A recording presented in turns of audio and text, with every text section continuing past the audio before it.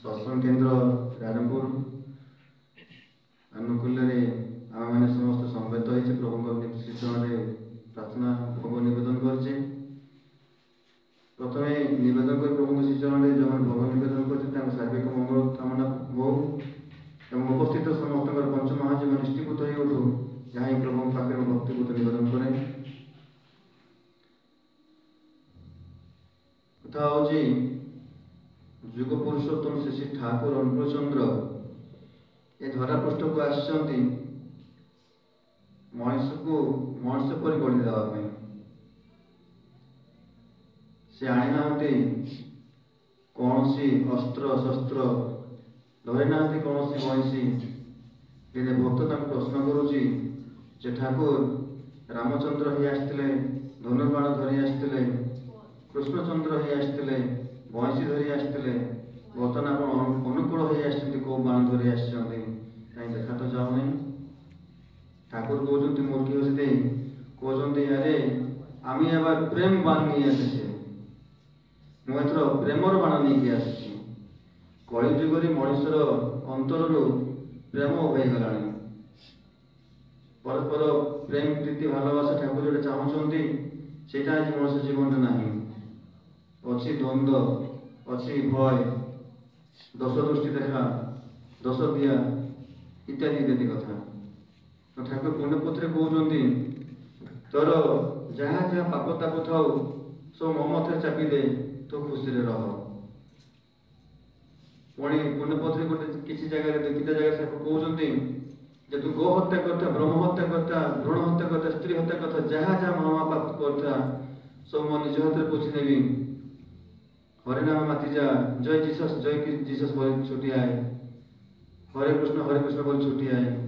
ठाकुर देखु ये अभयवाणी बोध आज पर्यंत आम कौन पाई ना जोड़ा ठाकुर देले जिते बड़ बड़ पाप ताप था मुझे निज हाथ पोछीदेवी से विधान देदेले मनुष्यर बंचिया बढ़िया सहस्र हाँपाई जे पंच महाजीवन जयन जात निश्चय होती स्वस्थ सदाचार आज आम दाना सहित बस आलोचना करूँ जे आम जो जयगुरु कहूँ जयगुरु कौन नूतन तो नुह जयगुरु विश्वर महावैष्णव जहाँ कह जाए महादेव शिव से दिन पार्वती को कहते आराध्य हेले विष्णु से आराध्य को प्रणाम करा जाए गुणगान करा जाए जयगुरु कहीकि महावैष्णव महादेव शिव कहते आम वंदे पुस्तम ध्वनि दौचु ये कौन से नूतन ना ठाकुर कथार नारद पुराण प्रमाण देखा जाए जेहेतु नारद भी जड़े देव एवं देवता सहित ऋषि आराध्य होते विष्णु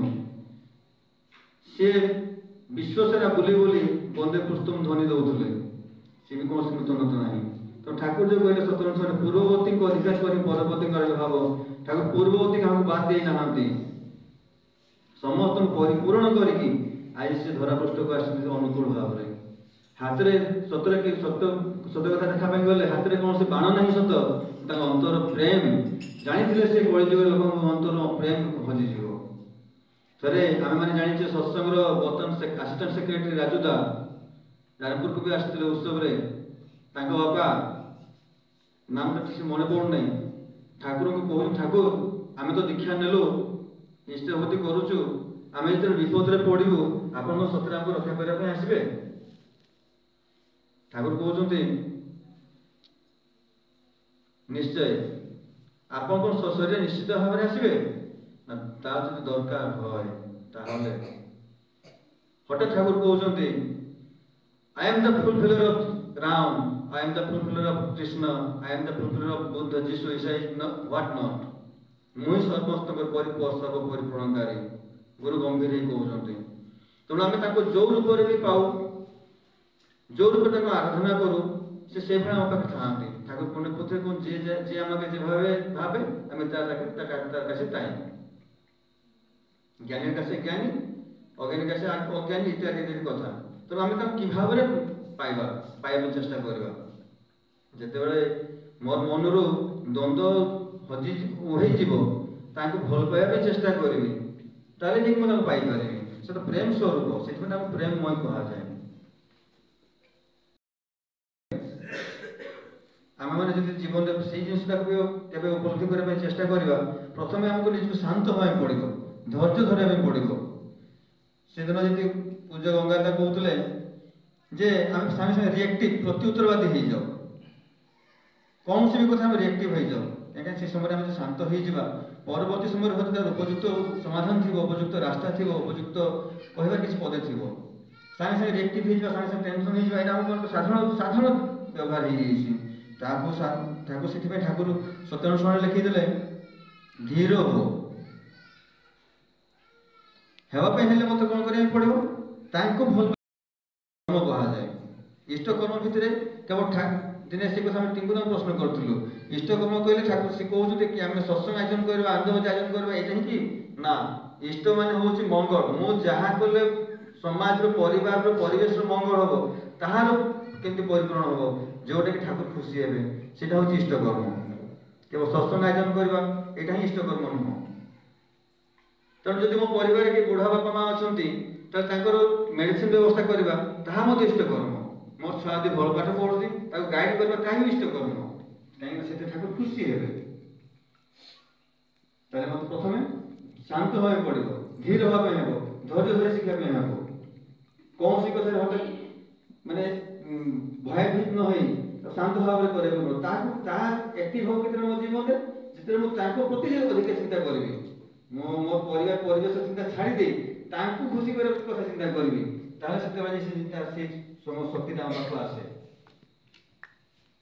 ना आम अधैर्य ही हो ठाकुर जो पंच विधान देले जजन निष्ठ होते स्वस्ति सदाचार जो ठाकुर वाणी माध्यम कहले जे उषा निशाय मंत्र साधन चला फेरा जब यथा समय इष्ट निर्देश मुहूर्त कर प्राय निर्देश पढ़ू निर्देश निर्देश निर्देश और निर्देश भीतर फरक अच्छी जो रेप लगे निर्देश आत्मसा मैंने जीवन आम करूँ न करूँ निर्देश मैंने करने ही पड़ो साहित्यिक ग्रामाटिकल फरक निर्देश यथा समय इष्ट निर्देश जहाँ जहाँ इष्ट को निर्देश अच्छी आमको करने पड़े उषा निशाय मंत्र साधन चला फेरा जप से बर्तमान प्रश्न कराई जे आमको तो नाम कर बसाई इच्छा हुए नहीं कौन कर बर्ता कहते चला फेरा तो जप कर जिते मन पड़ू से नाम जप स्टार्ट कर समय आसो मनटा ऑटोमेटिक बसिक नाम करते कि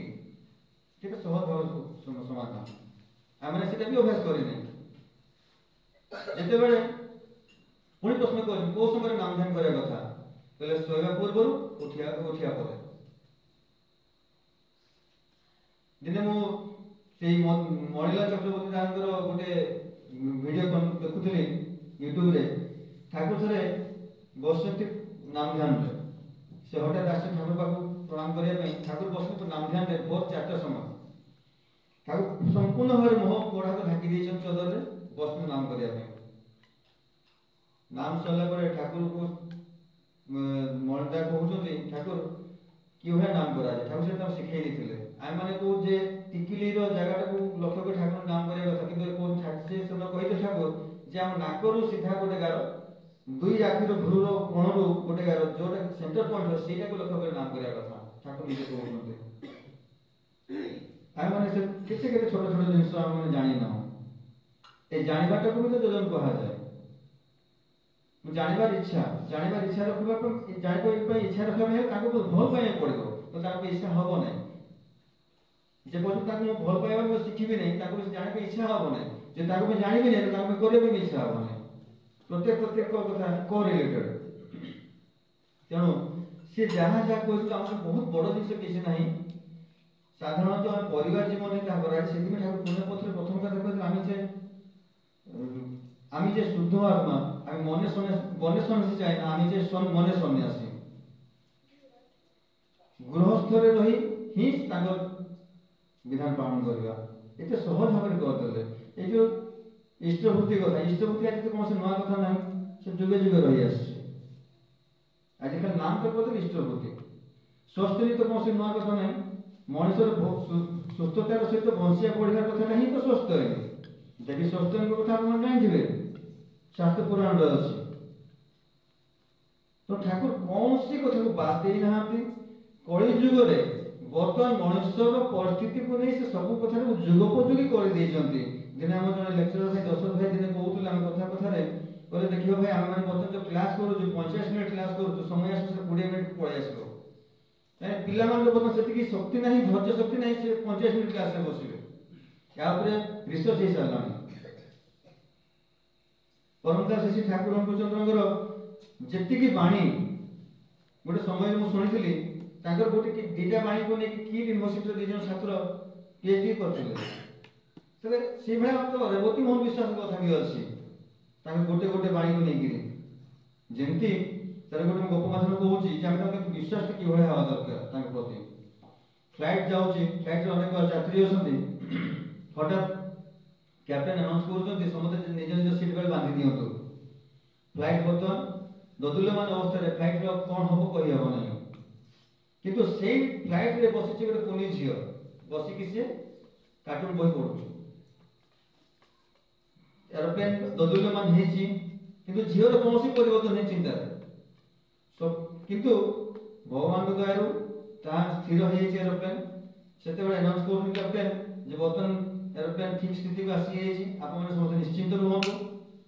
ତ ଯିଏ କିଛି ଯାତ୍ରୀ ଲକ୍ଷ୍ୟ କରିଛନ୍ତି ସେ ସେଇଠି ଯେ ସେ ଛୋଟ କୁନି ଝିଅଟା, କିନ୍ତୁ ତାର କୌଣସି ଫରକ ପଡ଼ିନାହିଁ। ତାକୁ ତ ପ୍ରଶ୍ନ କରୁଛନ୍ତି ଯେ ଝିଅ ତୁମ ମନରେ କଥା କାହିଁ ଭୟ ଆସୁନି, ଆମେ ତ ବହୁତ ଡରି ଯାଇଥିଲୁ। ତ ସେ କହିଥିଲା ସେ ଫ୍ଲାଇଟ୍ ଯିଏ ଚଲାଉଛି ସେ ହେଉଛି ମୋର ବାପା। ମୋର ବାପା ଜାଣିଛନ୍ତି ମୋ ଝିଅ ଫ୍ଲାଇଟ୍ରେ ବସିଛି, ତେଣୁ ସେ ମୋତେ ନଷ୍ଟ ହେବା ପାଇଁ ଦେବେ ନାହିଁ, ଅନିଷ୍ଟ ହେବା ପାଇଁ ଦେବେ ନାହିଁ ମୋର। ତେଣୁ ମୋର ଜୀବନ ତ ସେମିତି ଭଲ ପାଇବାକୁ ପଡ଼ିବ। ବାପ ଝିଅର ଭଲ ପାଇବା ସେଇଭଳିଆ ତାକୁ ମୁଁ ଭଲ ପାଏ। ବାଟରେ ଝୁଣ୍ଟି ହେବି ଠିକ୍ ଅଛି, কিন্তু ଧରି କୋଠାকে ସେ ହିଁ ଥିବେ ଜୀବନରେ। ঠাকুর সেদিন বাণীরে কইলে যখন তোর কাছে কেউ ছিল না তখন ছিলাম আমি, যখন তুমি সব পেয়েছ তখন পর হয়েছি আমি, যখন তোর কাছে কেউ থাকবে না তখন থাকবো আমি। যেତେବେଳେ ତୋ ପାଖରେ କେହି ଥିଲେ ନାହିଁ ସେତେବେଳେ ମୁଁ ହିଁ ଥିଲି। ଯେତେବେଳେ ତୋ ସଂସାରକୁ ଆସିଲା ପରେ ମାୟା ମୋହରେ ପଡ଼ିକି ସବୁ ଭୁଲି ଯାଇଛୁ ସେତେବେଳେ ବି ମୁଁ ଥିଲି। ଯେତେବେଳେ ତୋ ପାଖରେ କେହି ଥିବେ ସେତେବେଳେ ମୁଁ ଥିଲି। ସମୟ ଆସେ ଜୀବନରେ, ସେତେବେଳେ ଅନେକ ସମୟରେ ଅନେକ ପ୍ରସ୍ତୁତି ଜୀବନରେ ଆସେ, ସେତେବେଳେ ନିଜ ଲୋକ ହିଁ ତୋ ପାଖରୁ ଦୂରେଇ ଯାଆନ୍ତି, ନିଜ ଲୋକ ହିଁ ନିଜକୁ ଦୋଷୀ କରିଦିଅନ୍ତି। ସେତେବେଳେ କେବଳ ସେ ଠାକୁର ପାଖରେ ଠିଆ ହୁଅନ୍ତି। ଅନେକ ଲୋକଙ୍କ ଅନେକ ଜୀବନ କଥା ମୁଁ ଶୁଣିଛି। ଠାକୁର ବାଡ଼ି ଯାଆନ୍ତି, ଶାନ୍ତିରେ ଆସନ୍ତି, খুব কথা অনেক কথা শুনেছি। তো ঠাকুর କହିଲେ ବିଶ୍ୱାସ, ବିଶ୍ୱାସଟା ହିଁ ମୂଳ କଥା। ତାଙ୍କୁ ମୁଁ ବିଶ୍ୱାସ କରିବି କିଛି ନାହିଁ। ଶିଷ୍ୟ ଆଚାର୍ଯ୍ୟ ସେ କଥା କହୁଛି ଠାକୁରଙ୍କୁ ଭଲ ପାଇତେ ହୁଏ, ମୂର୍ଖ ଭାବରେ ଭଲ ପାଇତେ ହୁଏ। ଯେମିତି ସେ ଛୋଟ ଛୁଆଟା ସେ କ'ଣ ଏତେ ତାର ବିଶ୍ୱାସ ଥିଲା କି, ସେ ଜାଣିଥିଲା ମୋ ବାପା ହିଁ ଫ୍ଲାଇଟ୍ ଚଲାଉଛନ୍ତି, ସେଇଭଳିଆ ଏକଦମ ମୂର୍ଖ ଭାବରେ ଭଲ ପାଇବାକୁ ପଡ଼ିବ ତାଙ୍କୁ ଯେ ସେ ଅଛନ୍ତି ମୋ ଜୀବନରେ। ବାସ୍ ସେତିକି କଥା। ମୋତେ ନାମ ହେବାକୁ ପଡ଼ିବ। ଠାକୁର କହିଲେ ନାମ ଆଉ ନାମୀ ଅଭିନ୍ନ। ମୁଁ ଯେତେ ସମୟ ନାମ କରିବି ଠାକୁର ମୋ ପାଖରେ ସେତିକି ସମୟ ନିଶ୍ଚିତ ଭାବରେ ଉପସ୍ଥିତ ଅଛନ୍ତି। ଯେମିତି ଆମେ ଚନ୍ଦ୍ରକୁ ଦେଖୁଛୁ, ଚନ୍ଦ୍ର ଚାରିପଟେ ଗୋଟେ ତାର ଚତୁର୍ଦିଗ ଗୋଟେ ଆଲୋକିତ ସ୍ଫୁରଣ ଦେଖାଯାଏ, ସେଭଳି ମୋ ଜୀବନରେ ମଧ୍ୟ ମୁଁ ଯେତେବେଳେ ନାମ କରେ ମୋ ପାଖାପାଖି ପରିବେଶ ମଧ୍ୟ ନାମ ହେଇ ଉଠେ। ତା ପାଇଁ ଦରକାର ମାନସିକ ସଦାଚାର। ଷଷ୍ଠନୀର কথা সে ভিতরে আছে মানসিক সদাচার। মনটা দুষ্ট হলেই জানি স্বর্গের আথল হয়, এইটাকে তুই এড়িয়ে চালবি করিবে ধীর্য। মনটা যেতেବେଳେ ମୋ ଦୁଷ୍ଟ ବା ଦୁର୍ବଳ ହୁଏ ସେତେବେଳେ ହିଁ ମୋତେ ବିଭିନ୍ନ ଭୟ ଆକ୍ରମଣ କରେ। ଯଦି ମୁଁ ଆଷ୍ଟ୍ରୋଲୋଜିକାଲ ଥଟ୍ କହିବି ତାହେଲେ ଠାକୁର ତ ନିଜେ ହିଁ ବୃହସ୍ପତି, ଗ୍ରହମାନଙ୍କର ଶ୍ରେଷ୍ଠ, ଦେବତାମାନଙ୍କର ଗୁରୁ। ଯୋଉ ଶାସ୍ତ୍ରରେ କଥା ଅଛି କିଂ କୁର୍ବନ୍ତି ଗ୍ରହାସର୍ବେ ଯଶ୍ଚ କେନ୍ଦ୍ରେ ବୃହସ୍ପତି, ଆଷ୍ଟ୍ରୋଲୋଜି କୁହେ କିଂ କୁର୍ବନ୍ତି ଗ୍ରହାସର୍ବେ ଯଶ୍ଚ ଚନ୍ଦ୍ର କେନ୍ଦ୍ରେ ବୃହସ୍ପତି। ଦୁଇଟା କଥା আছে। ଯଦି କେନ୍ଦ୍ରରେ ଆମ ଯୋଉ ଗ୍ରହ ଚକ୍ର ଯୋଉ କୁଣ୍ଡଳୀ ଥାଏ ତାର କେନ୍ଦ୍ର ଘର ଥାଏ 1 4 7 ସେଭଳି କିଛି ଅଛି, ସେଠି ଯଦି ବୃହସ୍ପତି ଅଛି ତ ଆପଣ କୌଣସି ରିସ୍କ ଆପଣଙ୍କୁ ସାଧନ କରିପାରିବ ନାହିଁ। କିନ୍ତୁ ଯେତେବେଳେ ଆପଣ ଶନିର, ରାହୁର ବା କେତୁର ପିରିୟଡ଼ ଆସେ ସେତେବେଳେ ଆମ ମନକୁ ଭୂତ, ପ୍ରେତ, ଗୁଣି ଗାରେଡ ଭୟ ଆସେ। এটা ଆଷ୍ଟ୍ରୋଲୋଜିକାଲ ଥଟ୍। ଠାକୁରଙ୍କୁ ଭଲ ପାଇଲି, ତାଙ୍କ ବିଧାନ ମାନି ଚଳିବି। ଶ୍ରୀ ବରଦା ପାଖରେ ଜଣେ ଭକ୍ତ ନିବେଦନ କରି ପ୍ରଶ୍ନ କରି ଠାକୁର ବରଦା ମୋର ଶନି 7.5 ଚାଲିଛି, କେମିତି କ'ଣ କରିବି? ଶନି 7.5 ମାନେ ଆପଣମାନେ ଜାଣିଥିବେ, ଯେବେ ଜନ୍ମକୁଣ୍ଡଳୀ ଜାଣିଥିବେ 9ଟା ଗ୍ରହ 9ଟା ସ୍ଥିତିରେ ଗତି କରିବେ। ଶନି ଗ୍ରହର ଗୋଟେ ରାଶିରେ ରହିବାର ଅବଧି ହେଉଛି 2.5 ବର୍ଷ। ଯେତେବେଳେ କୌଣସି ଗୋଟେ ରାଶିରେ ଯଦି ମେଷ ବୃଷ କହିକି ମୀନ ରାଶି ମେଷ ବୃଷ ଶନି ଅଛି, ତାହେଲେ ତା ପଛ ରାଶିକୁ 2.5 ବର୍ଷ ଇଫେକ୍ଟ କରିବ ଏବଂ ଆଗ ରାଶିକୁ 2.5 ବର୍ଷ, ଥିବା ରାଶିକୁ 2.5 ବର୍ଷ, 7.5 ବର୍ଷ ସେଟା ଇଫେକ୍ଟ କରେ।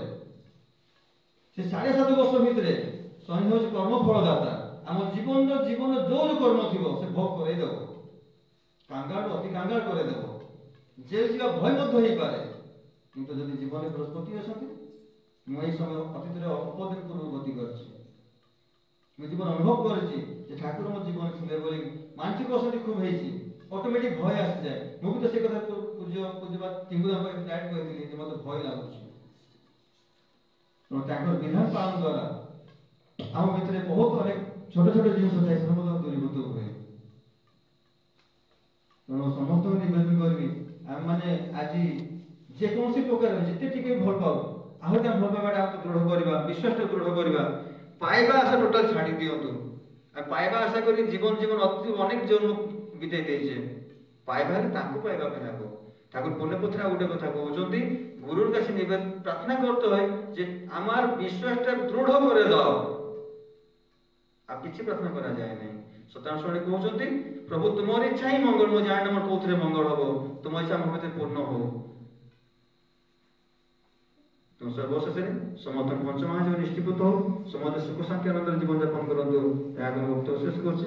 ବନ୍ଦେ ପୁରୁଷ।